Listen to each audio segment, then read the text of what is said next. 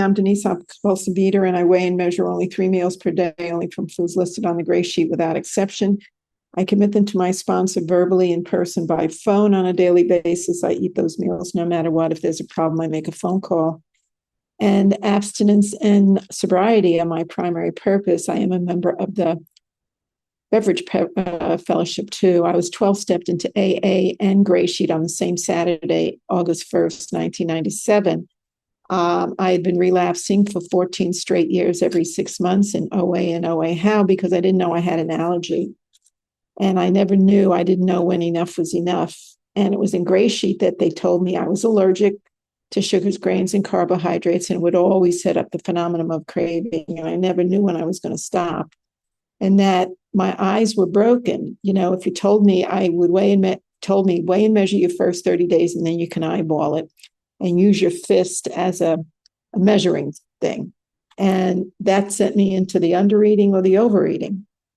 So when I came into Gray Sheet, I got a solution to the allergy, and I got a solution to the fact that I never knew when enough was enough unless I wrote it down. And I put it on a scale, a measuring cup, and a measuring spoon. Initially, when I came into Gray Sheet, I was cupping and weighing, and I weigh everything now. It keeps the craziness out of my head. And so, I weighed and measured, and I lost my 25, 35 pounds in like the first 6 months, and I was enjoying my food. And we made outreach calls because we didn't do texting back then, 1997. And I was going to my AA meetings. The problem was I started to date, and my Gray Sheet sponsor, who had 25 years of sobriety and abstinence, Gray Sheet abstinence, said, "I don't think that's a good idea, Denise. Work on your program." She was talking about the steps. And I said, and my thing was the fear that if I stopped dating this guy, I would never get another chance. And I hadn't dated in like 17 years. So I fired her and got another Gray Sheet sponsor and continued to weigh and measure my food and hold on to my abstinence. And it was my friend in AA who had 25 years of sobriety, and she was dying from breast cancer, who said, "You better get honest with Tom." She said, "He's not interested in you the way you think he is. He's not going to give you an engagement ring. You're not going to get married, have 3 kids. I mean, Denise, you're almost 50. And so I said, "Okay." And because she said, "You'll drink." And I said, "Okay." And so I, kind of mentioned it to Tom, and he said, "I just like having coffee with you, Denise." And I said, "Oh, that's fine." However, I had the biggest resentment every time we were at a meeting and he paid attention to the younger girls. So that reinforced the fact that I wasn't good enough. So I continued to weigh and measure my food, but I didn't talk to anybody about it.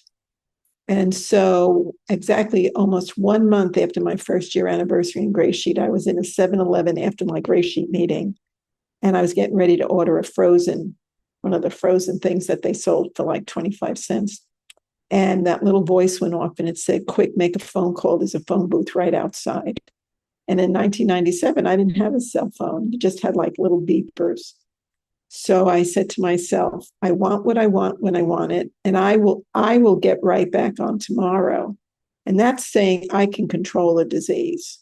And the minute I took that first bite, that little voice said, "You don't know when you're getting back, Denise." I put on double the amount of weight. I kept going to the live Gray Sheet meetings in Los Angeles, but I was so ashamed of the weight gain. I couldn't stop eating. And as a result of that, I moved 3,300 miles from the West Coast to the East Coast, so nobody would know me. I gave up a really good job. I was a nurse anesthetist for 40 years, so I had a really good job with this Kaiser Hospital in Los Angeles. And I had a home that was almost paid off because I had bought it at the slump of the market. So here I was in the little southern city. My sister lived here, but we didn't have a relationship going on. And she didn't want to be my mother. And so I got another job. I kept going. The only thing that was available to me were phone bridge meetings. And there were 2 that were starting up. And I kept going to those. And the only thing I could do on those meetings was to either read the literature or time. That's what I could do because I wasn't abstinent. And finally, I got a sponsor out of Massachusetts who I started committing my food to. And after 2 weeks, I was pissed that I hadn't lost 65 pounds in 2 weeks. And that's the insanity of the disease. And I picked up. I was on 24-hour call. It was a Sunday. And instead of calling somebody, I went to the local mall and started grazing. I didn't do bags and boxes. I was just, a little bit here, a little bit there. Had the worst reaction to the food. I was as sick as a dog. The next morning, when I called my sponsor on February 27th, she said, "Give me your food." I said, "I can't." I said, "My stomach's like glass." I picked up, and all she said was, "Are you willing to eat what I tell you to eat?" And she said it in that tone. And I said, "Yes." And she told me exactly what to eat. And that's what I did. And I realized I had to do things differently because the way I was doing Gray Sheet didn't keep me abstinent. And so I continued to weigh and measure my food. And about 9 months into my current abstinence, I was hit with severe vertigo. And I was dizzy and nauseous 24/7, could barely stand up, had to take 6 weeks almost off from work. But I called my sponsor and I told her, and she said, "I will tell you what to eat." I ate exactly what she told me to eat. I didn't throw up. I ate that same thing at each meal, in the various amounts.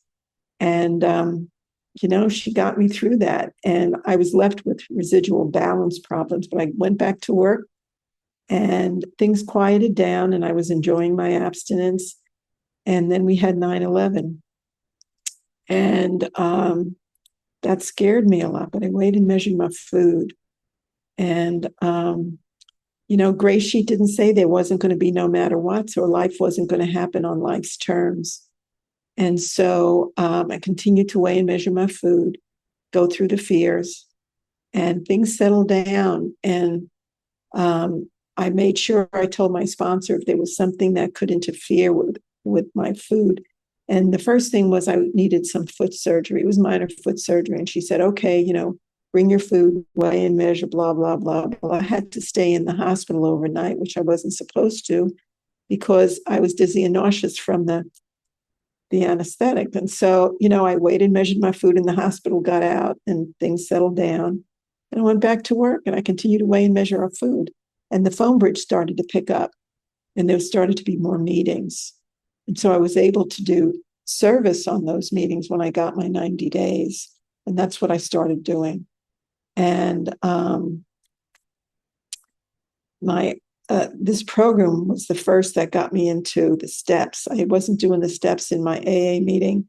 I was just going to meetings, saying hi, doing coffee service, cleaning up. That's what I was doing. And so I just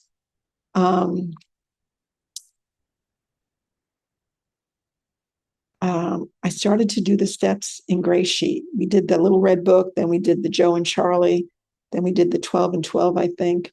And, that kept me dealing with, stuff that I could deal with and still weigh and measure my food. And there was a wonderful old timer who's passed away, who she said once, and I went to a Gray Sheet retreat in Austin, Texas. She said, "Abstinence doesn't mean that you're not going to get no matter what, Denise. Life's going to happen on life's terms, and we get to be abstinent and sober during that time." And so that was the only thing I heard from that retreat. That's what I remembered, and that's what I took home with me. And things, settled down and, kept going. And I kept working full time. And in 2013, I needed spine surgery. And I brought my food with me to the hospital. They had to they were going to keep me overnight. And I had my food and they put it in the refrigerator for me. And the next day they had to put me in ICU because my blood pressure tanked a little bit. And that was okay. And I was weighing and measuring my food. But I told my sponsor, I said, "I'm not really that hungry." And she said, "What you can't eat, call me." By that time I had a cell phone.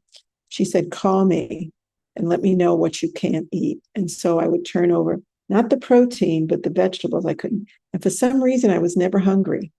And I didn't know why that was it. That never happened before. And however, by the third day in ICU, they discovered they accidentally perforated my colon during the spine surgery. And so I called my sponsor and I said, "They're not going to take me to the surgery tonight, not unless my temperature spikes."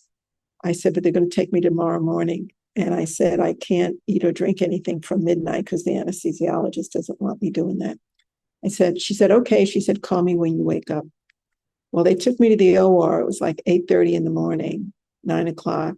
I didn't wake up until I was at ICU, and it was midnight. And I woke up screaming, and I was in so much pain. And they gave me pain medicine, everything. I fell asleep. But when I woke up at 8 o'clock the next morning, I called my sponsor. And, I told her, and she said, eat what you commit. And she said, call me with whatever you can't get down. So for the next 6 weeks, I could do the protein and the fruit at breakfast. But as far as the vegetables went, it was minimal on the vegetables. I just couldn't eat after that colon surgery.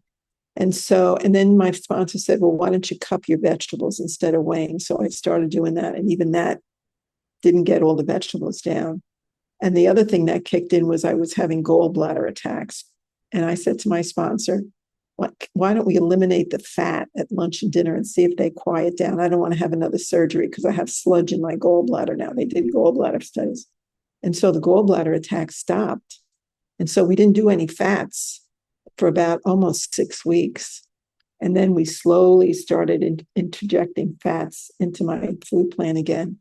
And so, I made it out of the hospital, and, I went home, continued to weigh and measure my food, and eventually went back to work after 2 months. And then I needed another spine surgery on my neck, and I got through that fine. And, I just kept doing life on life's terms. That's just the way it was. And this month I turned 77. And yeah, I've had medical problems. The latest was being diagnosed with water diabetes. I never heard of it. And they said, your problem is you don't manufacture a certain hormone in your midbrain.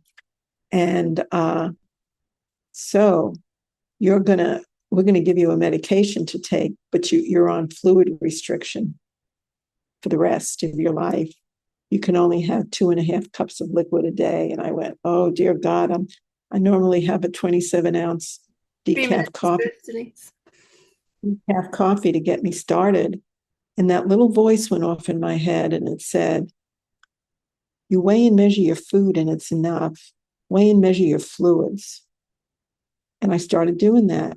And then the voice went off the next day and said, bring your coffee pot to Goodwill.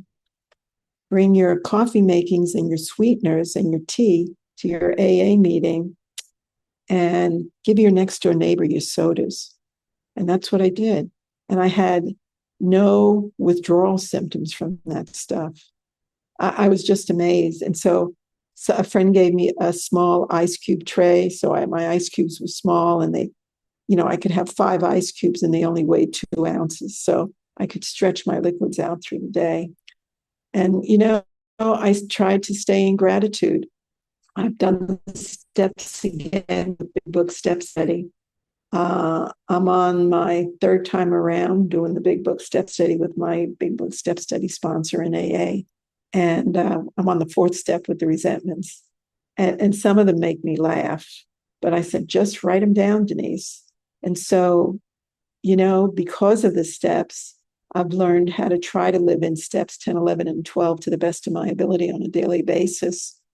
And I make my minimum of 3 outreach calls a day to live people. I don't count texting as getting in touch with anybody, because there are times when I don't see my texts for a day or two. Who knows? So I get live voices.